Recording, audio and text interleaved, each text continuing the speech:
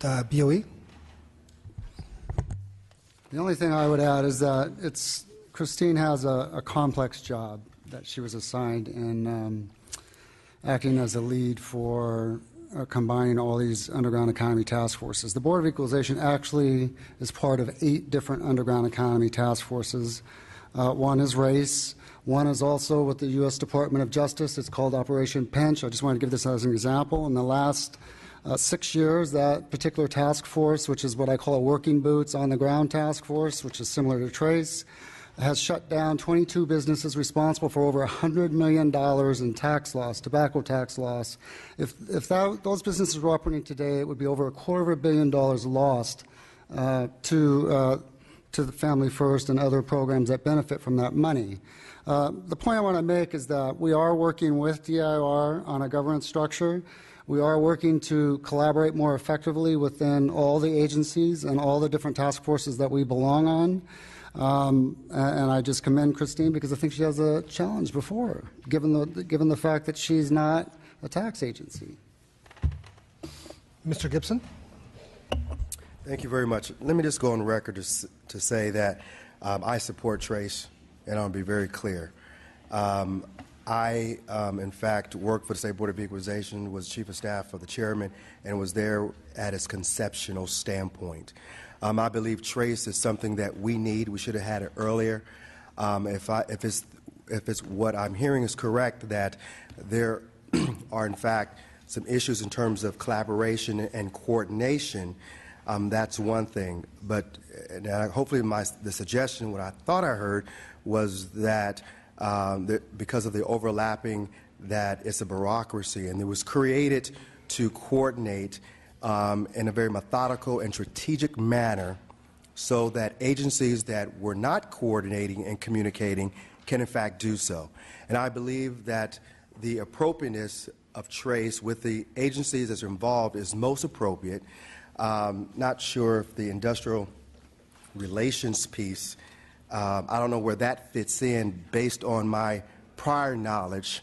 And again, I've only been gone since December the 1st when I assumed this role and responsibility as a legislator. And so this is something that's certainly needed because it, in fact, the coordination put bad people in jail as it relates to shutting down illegal markets that is crippling our economy here in the state of California. And so I think that there may be a role at some point, and certainly be open to hearing what that role, Ms. Baker, you believe it should be. But I believe this organization should stay intact. And because of what Randy has already indicated, I can only believe that greater things are in store for this collaboration.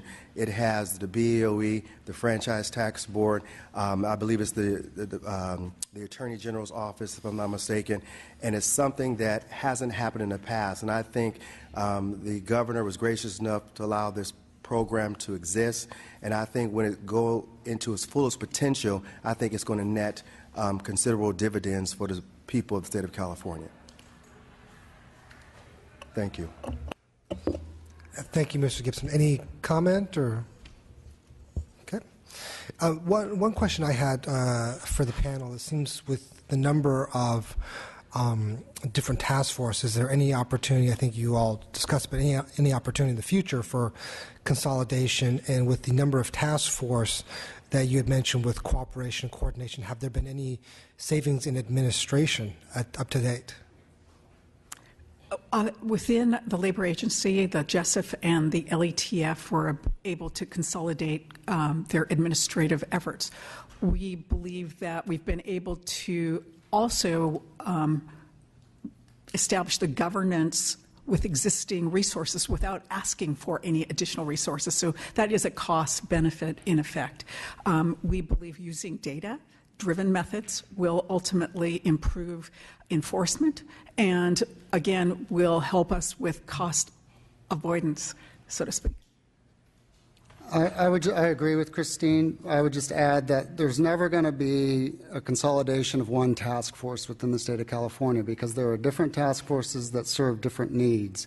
The one I gave you, for example, Operation Big Pinch, was specifically geared towards looking at tax evasion occurring within the tobacco industry, and it had nexus reaching across the United States. There were businesses taken down all over the United States that were reaching their fingers into California to rob California of its tax dollars.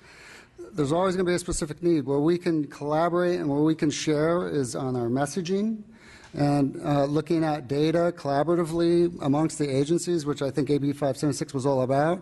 And then, as Christine stated, targeting more specifically. But I think it would be a mislead if we thought we're just going to have one task force addressing all the issues in California. Okay, thank you. Any other questions for the panelists? Okay, thank you very much. I think we're ready for our next panelist. I believe it's the last panel, and we're bringing back up Mr. Hain and Ms. Delgado with the BOE.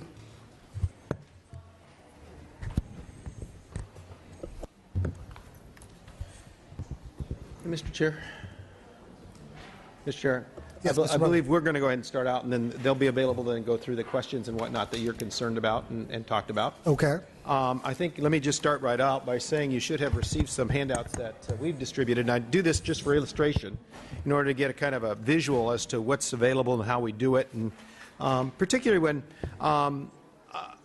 some of the questions regarding the issue of return on investment when it came to the issue of outreach. So I want to kind of try to put that in a bit of perspective too. This is just a typical postcard. You see, this is an event that's happening in Ridgecrest that'll be in my district. And as you can see here, we co-sponsor these oftentimes with legislators from the area, chambers, cities that are a part of these events for us. This would be the typical business type where we would have anywhere from, depending on the community. This is a smaller community, but it could have 100 to 400 people attending.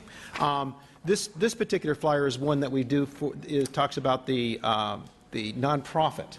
And let me tell you a little bit why these are important, because this is one that it's hard for us to come up with what is a return on investment when you're trying to deal with nonprofits. These particular issues are folks trying to make sure that these nonprofits with a mission throughout California stay in business. None of them went into business because they are experts in tax or law. They came because they have a mission. And the last thing we want to do is have them lose their mission because they didn't know about reporting or what they needed to do in that regards to that. It's interesting, as I go around and talk to the members that I overlap with in the legislature, I point these out. What would you like us to come do for you? And invariably, the first one that they want to do is, I want to do the nonprofit one.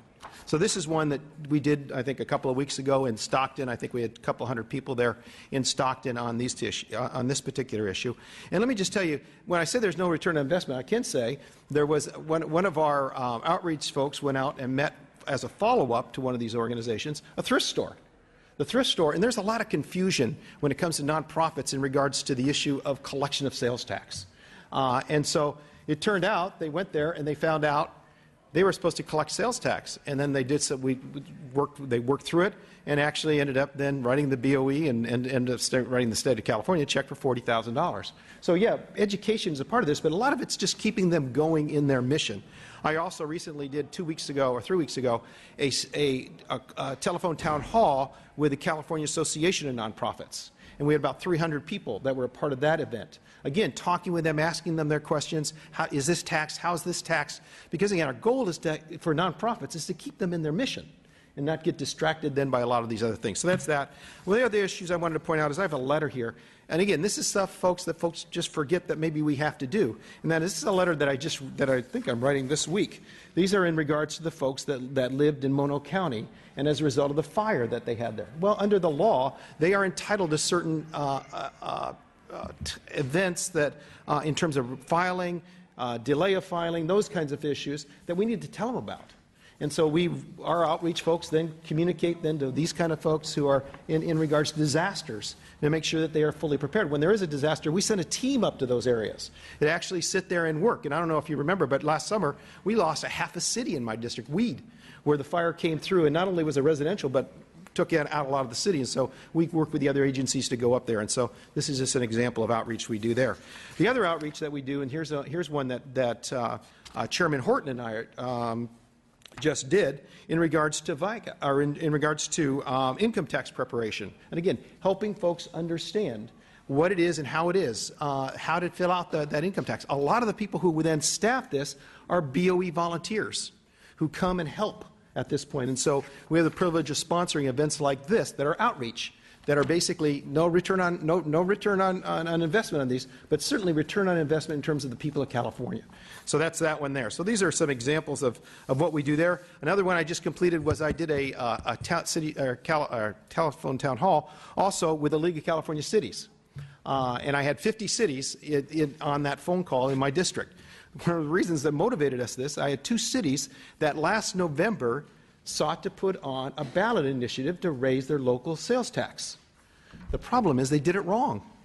And as a result of that, it passed, but they were unable to collect the tax. And so we were concerned about that. So we began working with the League of California Cities, how it is that we can do, how we can partner with them to make sure that they get the language right when they take this issue to their people. So again, not a return on investment in that sense, but it was certainly important to those cities to talk about that in general. The last thing I wanted to mention was this graph that I've got here. It's a very simple graph, and it talks about the issue of voluntary compliance, and you see it's at 98% straight line. The thing I wanted to illustrate is permits, and you'll see that number moves. And that's an important part of our outreach. One of the I think important for our outreach is realizing that the numbers change with new programs, with people taking on a new permit, businesses closing up, and a constant part of communication. And it's an effective outreach program that allows that line to then stay steady. Because if we weren't doing that, I think for sure we would see decrease. Let me just talk about the 2 issues of the dips. The one dip was the result of a qualified purchaser, which was a use tax effort. And we ended up paring that down a little bit, and that's why you'll see a dip in the number there. And then you'll see this big increase. That's fire fee.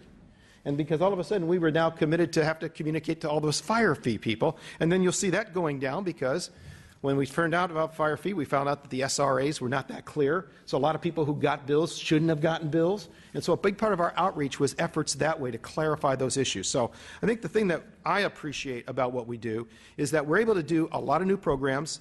The legislature gives us some of it's just change, some of it's just turnover in regards to businesses, and at the end of the day, we're able then to maintain a constant issue in regards to the issue of voluntary compliance. Thank you, Mr. Chair. So I'm just going to add just a couple of things. I started on January 3rd, and I also had one nonprofit seminar in my district, as well as actually 2, including today. I wasn't able to be there, and then one nonprofit seminar. And I have to say that I was impressed with the turnout.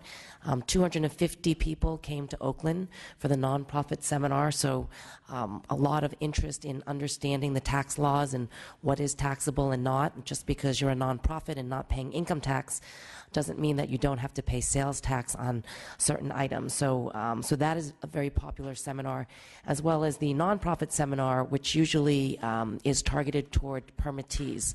So the permittees in the districts do get notices on these different seminars that are happening, but I find that we need to do more. In my district, we need more industry-specific seminars. We need more in-language seminars. We need to bring these seminars into the community. Some people, business owners, cannot take off during the day, and we need to do it at night or on the weekends, and so I am experimenting with these models as well. And if I see 2 of my legislators in my district. If you find a specific need in your constituent base, please let me know.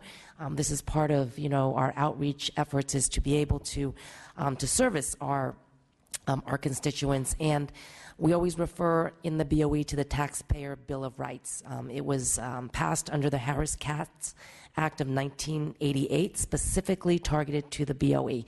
And as I am reading it today, I don't know if you got a copy. It's this copy with it's yellow highlighted. It doesn't specifically say the Taxpayer Bill of Rights, but I'm pretty impressed. since 1988 till today that the BOE is fulfilling many of the legislative intent that was intended in this Bill of Rights. Right? It says that we're supposed to develop and implement a taxpayer education information program based on mailings and education workshops, direct education and newly registered permittees with the board, written communication, as well as electronic media and participation in small business seminars and local programs. So we are doing what the Taxpayer Bill of Rights intended us to do, and I think it is evidenced by 98% voluntary compliance by our permittees. But the 2% obviously is done by enforcement and compliance, which are necessary components to deterrence and a collection tool.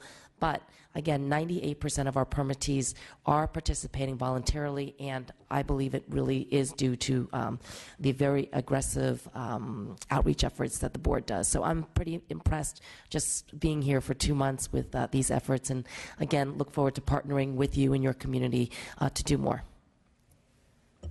Thank you. I don't know if you have an additional comment or introduction. I thank both Senator Renner and Member Ma for their comments. Our outreach team works very hard. They try to educate our taxpayer and our public in the most efficient manner possible. We're working very hard to develop partnerships so that we can reduce costs in terms of, and also partnering with our member offices because they do know their constituent base and what's needed in those areas. So I do. I thank you very much, and look forward to working further. Questions? Mr. Nazarian. I guess I just have a general comment, just going back to some of the questions I was having before. And this goes back to the particularly race program. I mean, this area and the underground economy has had a devastating impact, especially on the entertainment industry in my district. And it takes away opportunities of folks who have earned a good-paying job, livings, over the course of the last 7-8 decades in San Fernando Valley, Southern California, to be impacted heavily. So any enforcement programs that are in place in order to offer certain protections and make sure that the underground economy isn't impacting our economy is key. But at the same time, we need to make sure that we raise the question sometimes and find out what are we doing, what are the practices that life is constantly evolving, and so what are we what old habits are we keeping in place that may not allow us to reap the benefits and efficiencies sometimes that may be available to us, and what are those thresholds that we're not may not be too obvious for us to see and take action on, but through dialogue and questioning we can potentially try to reach, working together. So that was it. It was just a comment. It wasn't a question. Thank you, Mr. Chair. Thank you, Mr. Chair. Quick question for me. With compliance at 98% from 2010 to 2014, which I think is excellent, I was curious why the need to increase outreach. I'll speak to that.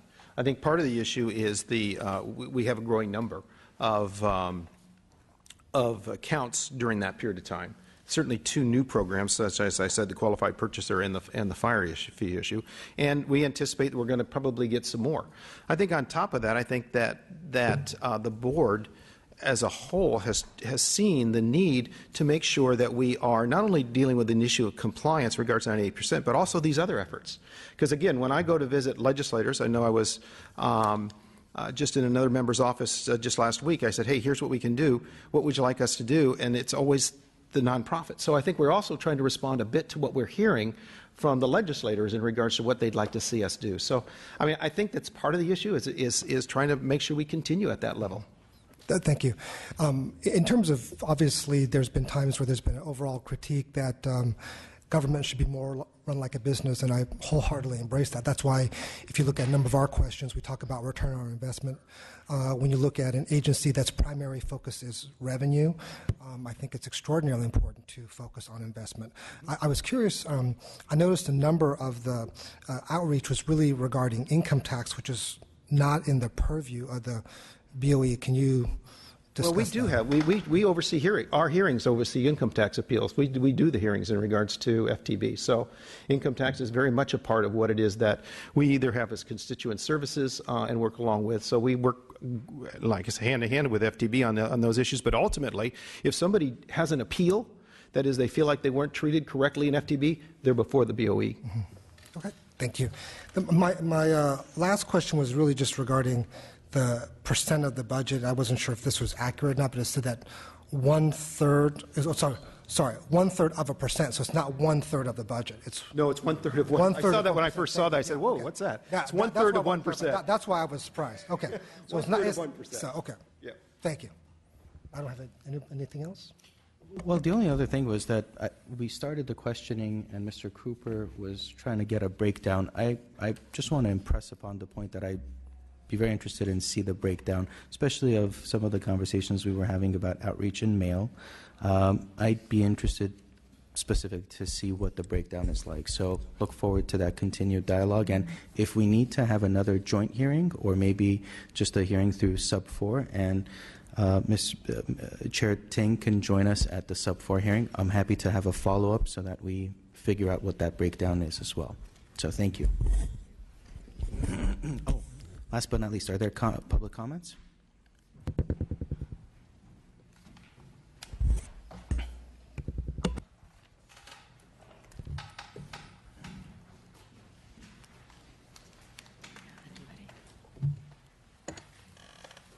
Good afternoon. Frank Furchek from First 5 California. I'd like to speak to the supplemental report that was discussed in panel 2. On behalf of First 5 California, I'd like to thank the committees and their staff for your attention to this matter. Having received BOE's 17-page report last night, First 5 California is not yet ready to comment on the 11 proposals outlined in the report. In general, though, First 5 California considers BOE's use of First 5 tobacco tax revenues to fund its licensing program is not consistent with the voters' intent of Prop 10, nor the legislative intent of AB 71, which established the program. This expensive overstep needs to be examined further. We look forward to working with the Assembly and other stakeholders to review the 11 proposals outlined in the report and to make recommendations. Ultimately, First 5 California's desire is that its decreasing funds are used as they were intended, to directly benefit programs and services for California children aged 0 to 5. Thank you. Thank you. Good afternoon. My name is Moira Kenny, and I am the Executive Director of the First 5 Association, which represents the 58 county commissions. Again, I want to echo my colleagues' thanks to the committee and to the staff for their hard work on this, and we too look forward to fully delving into the BOE's supplemental report that we received yesterday. But I do want to echo the thought that regardless of the value of the BOE's enforcement efforts, which we've heard much about today, the use of Proposition 10 tax revenues for these licensing and enforcement purposes, we believe is not consistent with either the voters' intent under Prop 10 or the legislators' intent under AB 71. This ongoing overstep is something that we welcome your continued look at.